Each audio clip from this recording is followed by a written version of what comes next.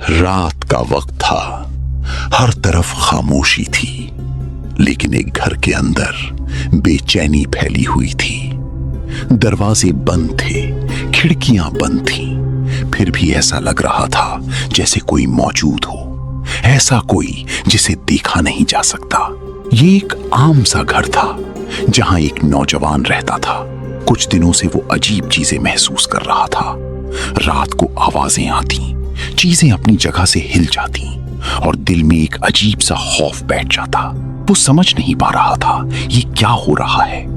एक रात वो अचानक जाग गया।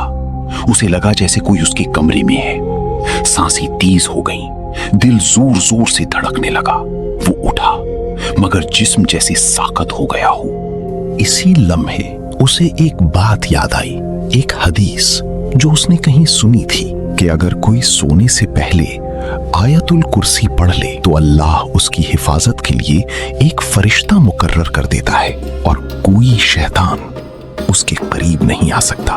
उसने हिम्मत की और आहिस्ता आहिस्ता आयतुल कुर्सी पढ़ना शुरू की।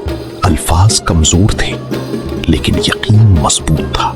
जैसे जैसे वो पढ़ता गया, कमरे का माहौल बदलने लगा। दिल का खौफ कम होने लगा और वो अजीब सा एहसास आहिस्ता आहिस्ता खत्म होने लगा। ऐसा लगा जैसे कोई चीज वहां से दूर जा रही हो। वो सुकून से बैठ गया। पहली बार कई दिनों के बाद उसे सुकून महसूस हुआ। उस रात वो सुकून से सो गया।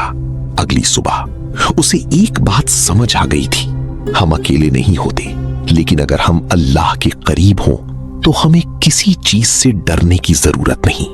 आयतुल कुर्सी सिर्फ एक आयत नहीं, ये हिफाजत है, ये सुकून है, ये अल्लाह की तरफ से एक ढाल है।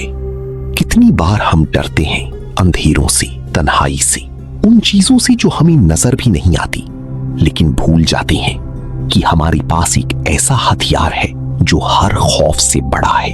अगर आप भी चाहते हैं कि अल्लाह आपकी हिफाजत करे तो आज से सोने से पहले आयतुल कुर्सी पढ़ना कभी ना छोड़ें। ऐसी ईमान ताजा करने वाली इस्लामिक कहानियों के लिए वीडियो को लाइक करें और चैनल को सब्सक्राइब जरूर करें। बेल आइकन दबाना ना भूलें